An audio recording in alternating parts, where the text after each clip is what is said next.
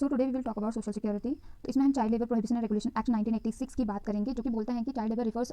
To the exploitation of children through any form of work that deprived children of their childhood. जो क्या करता है, children की childhood को डिप्राइव्ड करता है, इंटरफेरेंस करता है with their ability to attend regular school जाने की एबिलिटी को इंटरफेरेंस करता है, इंटरफेयर करता है, and as mentally, physically, socially और मॉरली जो है हार्मफुल है चिल्ड्रन के लिए। ठीक है, तो इसके अंतर्गत हम पढ़ेंगे object, definition, prohibition of employment of children in certain occupation and regulation of condition of work of children and penalties क्या क्या है, इन सब हेडिंग्स को हम देखेंगे इसमें। तो पहला जो है हम ऑलरेडी इसके बारे में बात कर चुके हैं, ऑब्जेक्ट एंड एम की बात करते हैं। जब child labour prohibition and regulation act 1986 में जो आया, उसके एम क्या थे, at prohibiting engagement of children. तो क्या करना, प्रोहिबिट करना जो कि इंगेज्ड है, जिनकी एज क्या है, age below 14 in certain hazardous occupation. जिनकी एज सबसे पहले तो बिलो 14 है और वो क्या करते हैं, certain hazardous occupation and processes में जो है इन्वॉल्व है, as well as regulating the conditions of services of such children engaged in non hazardous occupation and processes. तो इसकी बात करता है, इसका एम यही था कि हैजार्डस जो भी ऑक्यूपेशंस हैं उसमें बच्चों को ना भेजना, उसमें वो ना काम करें, और जो बिलो एज जिनकी है 14 से, वो बच्चे ना काम करें। तो इसके लिए ये एक्ट लाया गया। डेफिनेशन की बात करते हैं आप, तो डेफिनेशन में क्या बोला है कि the term child labour is often defined as work that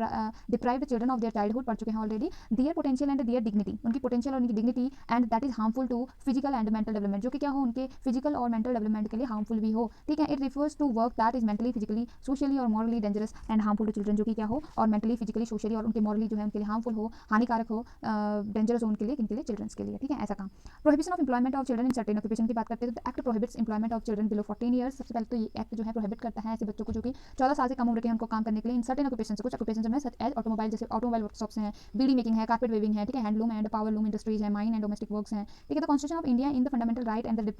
directive principles of state policy जो है प्रोहिबिट करती है चाइल्ड लेबर को below the age of 14 years in any factory, किसी फैक्ट्री, माइन, कास्टल और engaged in any other hazardous employment, जो भी खतरनाक एम्प्लॉयमेंट है उसके लिए वो मना ही करती है हमारी डीपीएसपी। ठीक है, आर्टिकल 24 भी बोलता है कि it is a cognizable crime, बोलता है offence to employ a child for any work. ठीक है, तो इसको एक तरीके का कॉग्निजेबल क्राइम भी बोला गया है। प्रोहिबिशन ऑफ एम्प्लॉयमेंट लेबर की बात करें तो टेक्निकल एडवाइजरी कमेटी जो है इसमें, द सेंट्रल गवर्नमेंट में by notification in official gazette constitute an advisory committee to be called the child labour technical advisory committee.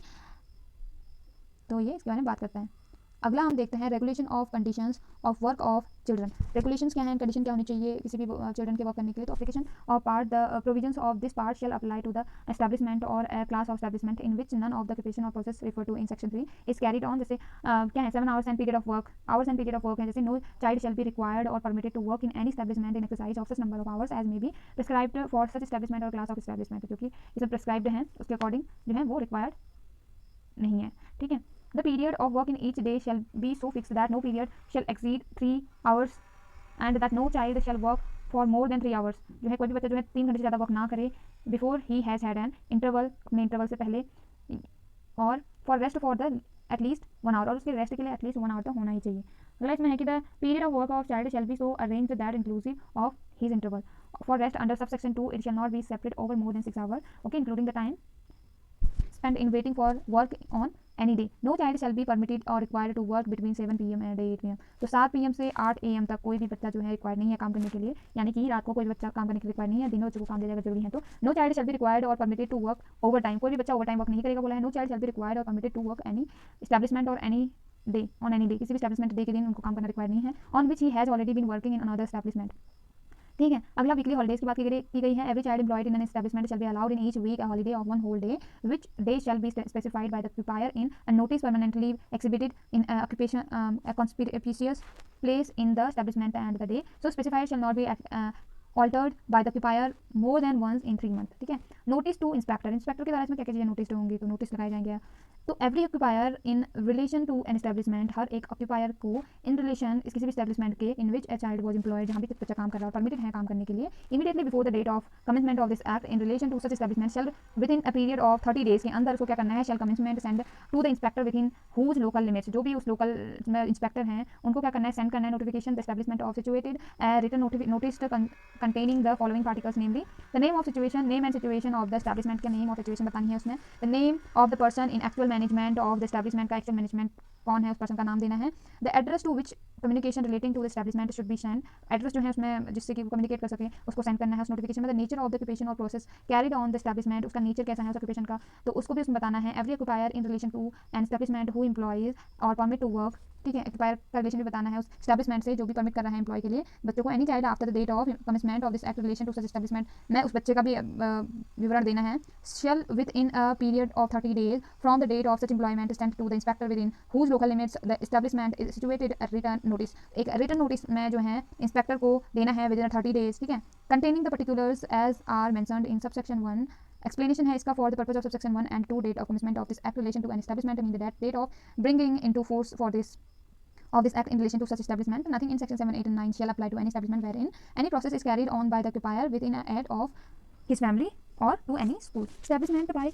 receiving assistance or recognition from government, ठीक है। इसमें dispute as to age. If any question arises between an inspector or an occupier के बीच में अगर कोई question arise होता है इसके बाद भी to the age of any child who is employed and permitted to work by him in the establishment, तो the question shall in the absence of a certificate as to the age of the child guaranteed by the prescribed medical authority by referred by the inspector, ठीक है। अगर as के regarding कोई भी question arise होता है inspector और उसके बीच में occupier के बीच में जो काम दे रहा है तो क्या होगा, तो किसी मेडिकल अथॉरिटी से प्रिस्क्राइब लिया जाएगा for decision the prescribed medical authority, तो डिसीजन लिया जाएगा फिर उस मेडिकल अथॉरिटी से जो प्रिस्क्राइब लिया गया है उसके आधार पर। मेंटेनेंस ऑफ रजिस्टर की बात करते हैं आप, तो there shall be maintained by every occupier in respect, तो हर ऑक्युपायर को कहते हैं तो मेंटेन करना है रजिस्टर ऑफ चिल्ड्रन एम्प्लॉयड और permitted to work of any establishment, जो भी चिल्ड्रन है जिनको भी परमिट किया गया है वर्क के लिए परमिशन दी गई किसी भी एस्टैब्लिशमेंट में, register to be available for inspection by an inspector at all time during working hours और when work is being carried on any such establishment. So इन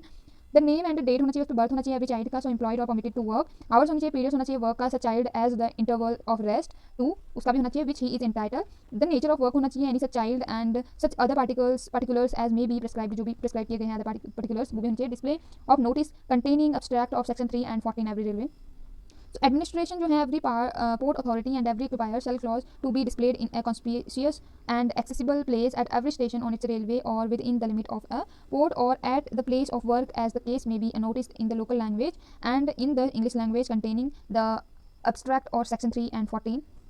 ठीक है। नेक्स्ट हेल्थ एंड सेफ्टी की बात आती है, तो the appropriate government may by noticed in the official gazette make rule for the health and safety of children employ. अब children employ की यहाँ पे बात आती है, एम्प्लॉय की यहाँ पे बात आती है हेल्थ एंड सेफ्टी के बारे में, तो ऑफिशियल गैजेट जो होगा वो क्या करेगा, इसके लिए रूल्स बनाएगा। Permitted to work in any establishment और class of establishment without prejudice to the generality of the foregoing previous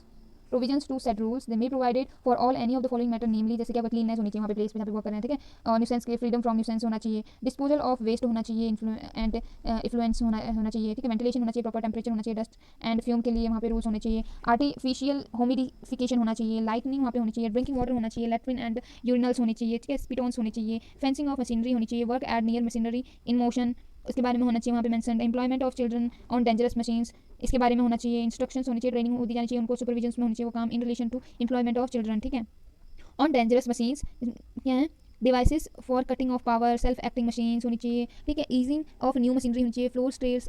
and means of access, pits, sumps, openings in floor, etc., excessive weight and protection of eyes, explosive or inflammable dust, gas, etc., precautions in case of fire, maintenance of building and safety of building and machinery, तो इन सब चीज़ों के बारे में mention होना चाहिए, इन सब चीज़ों के लिए रूल्स होने चाहिए। अगला बात करते हैं पेनल्टीज के बारे में, तो whoever employs any child or permits any child to work in contravention of the provision of section 3 shall be punishable, तो सेक्शन 3 में बात करते हैं पनिशमेंट की, will imprisonment for a term which shall not be less than 3 months से कम का नहीं होगा and 1 year तक एक्सटेंड हो सकता है with in fine and which shall not be less than 10,000 से कम पैसे नहीं होंगे बट ये ज़्यादा भी हो सकता है। सो ये पहला यूनिट था, थैंक यू फॉर वॉचिंग।